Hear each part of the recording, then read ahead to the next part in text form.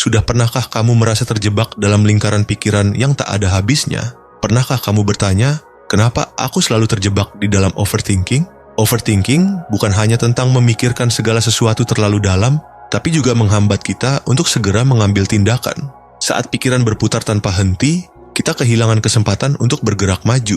Di video kali ini, kita akan mengungkap apa sebenarnya overthinking itu, mengapa hal tersebut bisa menghambat produktivitas, dan bagaimana kamu bisa segera berhenti terjebak dalam lingkaran tersebut. Kamu akan mendapatkan wawasan tentang cara memecah kerumitan pikiran dan strategi praktis untuk mengambil langkah kecil yang bisa langsung kamu terapkan hari ini. Mari kita mulai perjalanan ini untuk menemukan cara keluar dari belenggu overthinking dan menuju aksi nyata yang membawa perubahan.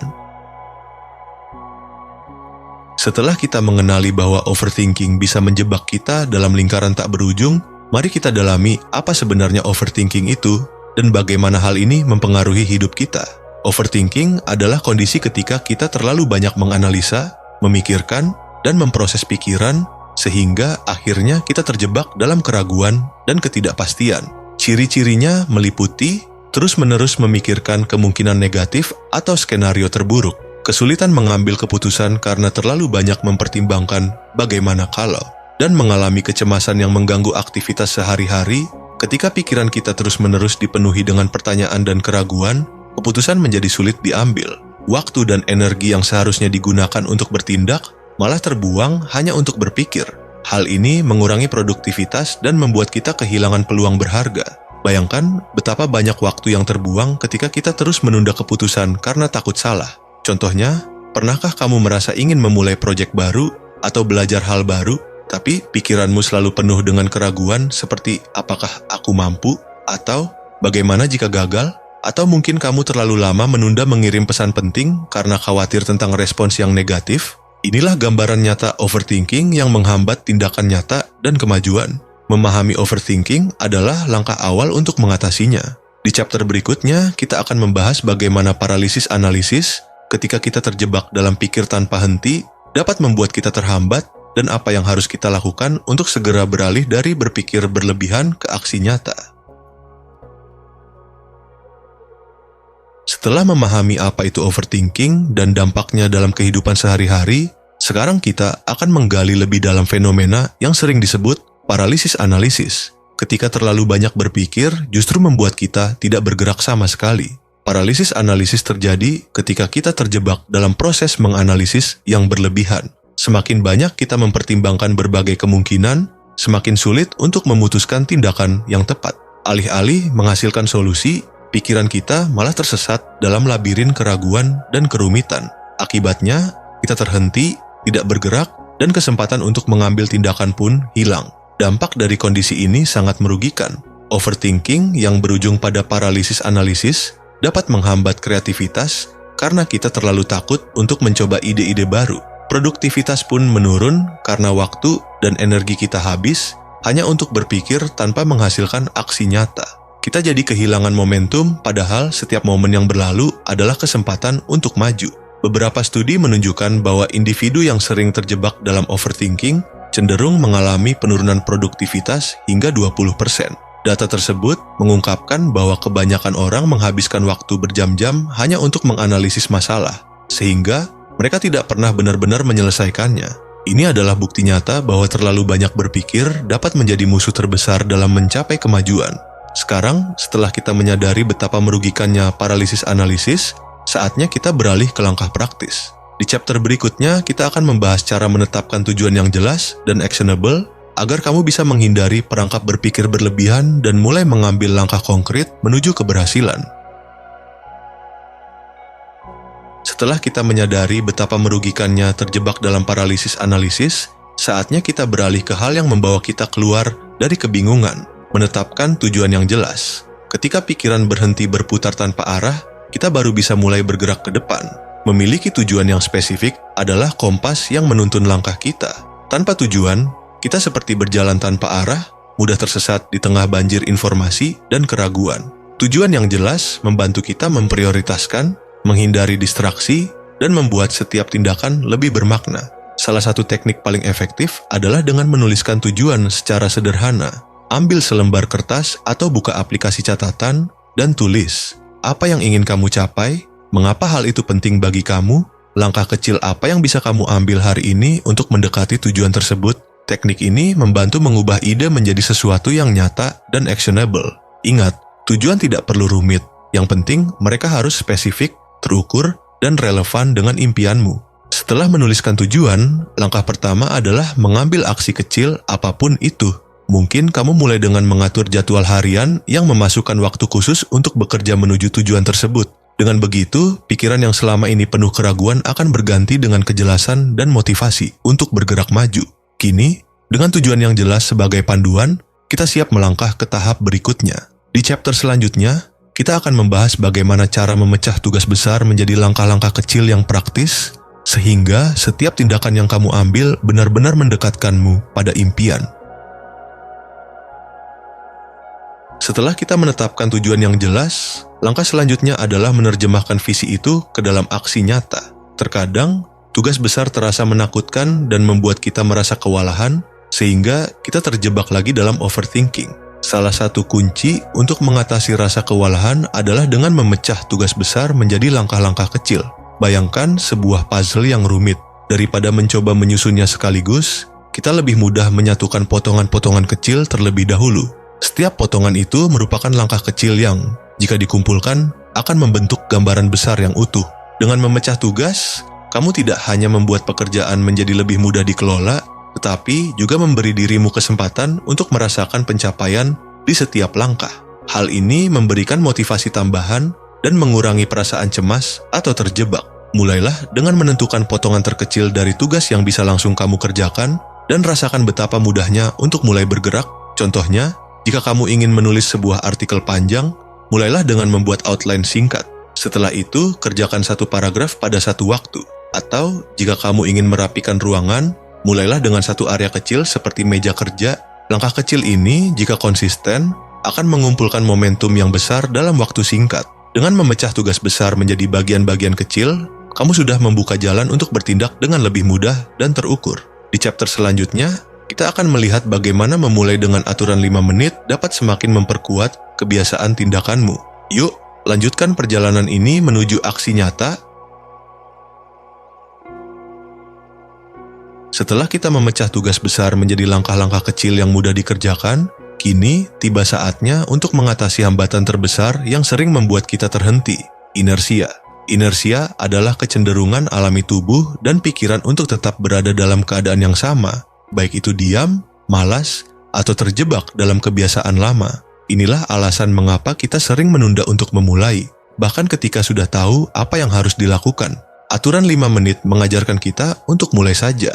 Walaupun hanya sedikit, ide dasarnya sederhana. Berikan dirimu waktu hanya 5 menit untuk memulai tugas apapun yang selama ini menumpuk. Dengan menetapkan target singkat ini, kita memecah beban pikiran yang menakutkan dan mengurangi inersia, yaitu kecenderungan untuk tidak bergerak. Dengan hanya 5 menit, kamu tidak perlu merasa terbebani oleh ekspektasi untuk menyelesaikan seluruh pekerjaan. Cukup mulai, dan biarkan momentum kecil itu membawa kamu ke langkah berikutnya. Aturan 5 menit bekerja dengan mengurangi hambatan mental yang muncul karena ketakutan dan keengganan untuk memulai. Saat kamu menyisihkan 5 menit, pikiran tidak lagi terpaku pada betapa besar atau sulitnya tugas yang harus diselesaikan.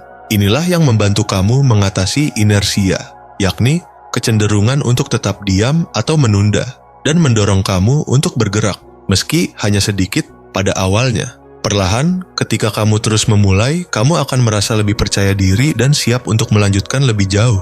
Dengan langkah sederhana ini, kamu sudah membuka jalan untuk mengatasi inersia dan membangun momentum. Di chapter berikutnya, kita akan membahas teknik manajemen waktu yang lebih mendalam dengan konsep time blocking, agar setiap aksi kecil yang kamu mulai bisa terus berkembang. Yuk, lanjutkan perjalanan menuju produktivitas maksimal.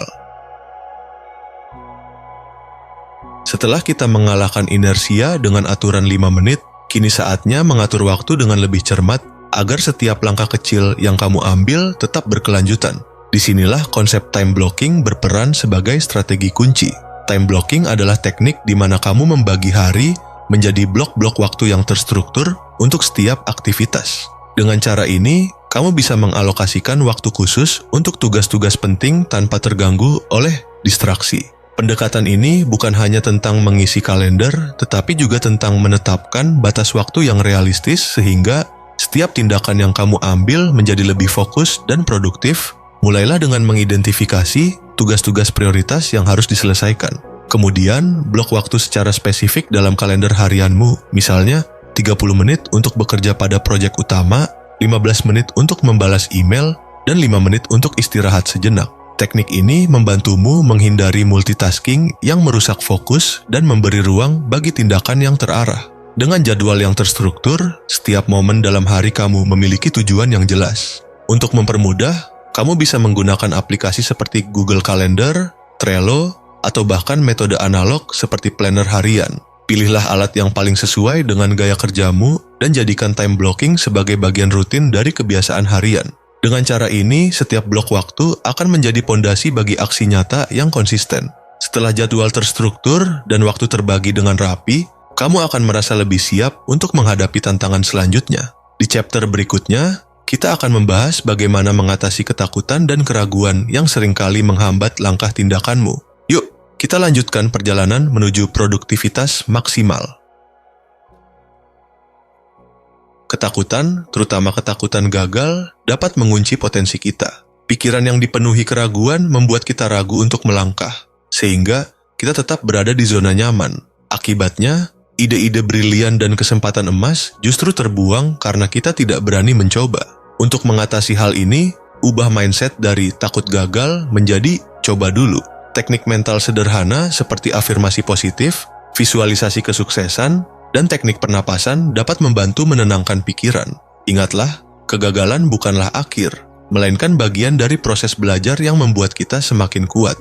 Mulailah dengan langkah kecil, dan biarkan pengalaman itu mengubah cara pandangmu terhadap risiko. Misalnya, banyak pengusaha sukses yang pernah mengalami kegagalan besar di awal karir mereka. Namun, mereka belajar untuk mengatasi ketakutan itu dengan mencoba terus-menerus. Cerita tentang tokoh seperti J.K. Rowling atau Thomas Edison menunjukkan bahwa setiap kegagalan adalah batu loncatan menuju keberhasilan. Pengalaman mereka menginspirasi kita untuk mengambil langkah walaupun dengan perasaan ragu di awal. Dengan mengatasi ketakutan dan keraguan, kamu akan lebih siap untuk melangkah ke fase berikutnya, membangun kebiasaan tindakan langsung yang membawa kita lebih dekat ke impian. Setelah mengatasi ketakutan dan keraguan, kamu kini memiliki mental yang lebih siap untuk bergerak. Namun, tantangan selanjutnya adalah menjaga agar langkah-langkah awal itu tidak berhenti di situ saja. Konsistensi dalam bertindak adalah kunci untuk menciptakan perubahan yang nyata. Membangun kebiasaan tindakan langsung bukan hanya tentang memulai, tetapi juga tentang konsistensi. Tanpa keberlanjutan, langkah kecil yang kamu ambil akan cepat hilang. Konsistensi memastikan bahwa setiap tindakan kecil secara bertahap membentuk fondasi yang kuat untuk kesuksesan jangka panjang. Salah satu strategi efektif adalah membuat jadwal harian yang sederhana dan mudah diikuti. Misalnya, tetapkan waktu tertentu setiap hari untuk menyelesaikan tugas-tugas kecil yang mendekatkan kamu ke tujuan. Buat daftar tugas yang realistis, dan jangan terlalu membebani dirimu. Kuncinya adalah memilih 1 atau 2 kebiasaan yang bisa kamu lakukan secara rutin, sehingga akhirnya menjadi bagian alami dari rutinitasmu. Untuk menjaga momentum, catat setiap pencapaian, meskipun kecil, dan rayakan kemajuanmu. Kamu juga bisa mencari partner akuntabilitas, seseorang yang mendukung dan memantau perkembanganmu. Dengan memiliki sistem pengingat dan dukungan, kamu akan lebih termotivasi untuk terus bertindak tanpa terjebak dalam keraguan kembali. Setelah membangun kebiasaan tindakan langsung, kamu akan menemukan bahwa setiap hari menjadi lebih produktif dan penuh makna. Di chapter selanjutnya, kita akan menggali bagaimana mengintegrasikan kebiasaan-kebiasaan ini dalam keseluruhan kehidupan untuk mencapai transformasi yang berkelanjutan. Sekarang, kamu sudah memiliki berbagai strategi untuk berhenti overthinking dan langsung bertindak. Dari memahami penyebab overthinking, mengatasi ketakutan, hingga membangun kebiasaan yang mendukung aksi nyata. Semuanya adalah langkah kecil yang bisa membawamu ke perubahan besar. Kita telah membahas bagaimana overthinking bisa menghambat produktivitas dan kreativitas, serta cara-cara praktis untuk mengatasinya, menetapkan tujuan yang jelas dan actionable, memecah tugas besar menjadi langkah-langkah kecil, menerapkan aturan 5 menit untuk mengatasi inersia, menggunakan time blocking untuk menjaga fokus, mengatasi ketakutan dan membangun kebiasaan tindakan langsung. Semua ini bukan teori semata, melainkan metode yang sudah terbukti membantu banyak orang beralih dari sekadar berpikir ke benar-benar bertindak. Sekarang, tantangannya ada di tanganmu. Pilih satu teknik dari yang sudah kita bahas dan coba selama 7 hari ke depan. Catat progresmu dan lihat bagaimana perubahan kecil ini bisa berdampak besar pada kehidupanmu. Jika kamu merasa video ini bermanfaat, jangan lupa untuk like agar lebih banyak orang yang bisa melihatnya. Subscribe ke channel Alur Jiwa agar kamu tidak ketinggalan insight berharga lainnya. Dan jika kamu punya pengalaman atau tantangan terkait overthinking, tuliskan di kolom komentar. Siapa tahu ada orang lain yang bisa belajar dari ceritamu. Bagikan video ini ke teman atau keluarga yang sering overthinking, karena perubahan besar selalu dimulai dari satu langkah kecil. Sampai jumpa di video berikutnya.